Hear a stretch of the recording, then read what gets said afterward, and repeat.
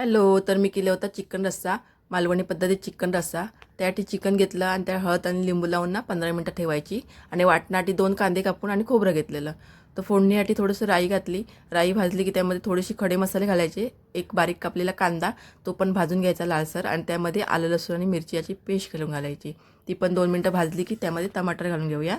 टमाटर मऊसं झाला की त्यामध्ये मसाले तर 2 चम्मच मालवणी मसाला, गरम मसाला, जिरे पावडर, हळद आणि थोडंसं मी काळी मिरी पावडर ती घेतलेली. ती पण भाजली की त्यामध्ये आपण चिकन घालायचं. चिकन पण 2-3 मिनटं असं तेलामध्ये मसाल्यामध्ये परतून घ्यायचं आणि त्यावर ताट ठेवून आपण बारीक गॅसवर 2-3 मिनटं असं ठेवायचं. तोपर्यंत आपण वाटण भाजून घेऊ.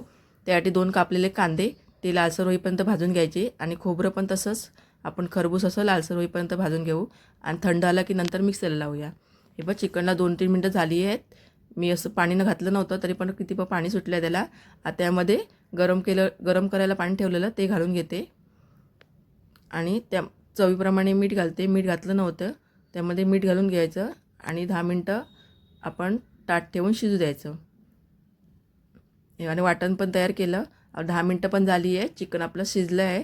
त्यामध्ये आता मी वाटण केलं ते घालून घेते आणि थोडंसं पाणी घालते कारण चिकन रस्सा करणार आहे ना, म्हणून थोडंसं पाणी घालून घेते आणि त्याला 1 चम्मच असा चिकन मसाला घालते. कुठल्याही कंपनीचा तुम्ही चिकन मसाला घालू शकता आणि चांगली अशी उकळी येऊ द्यायची चिकनला आणि त्यानंतर कोथिंबीर घालायची.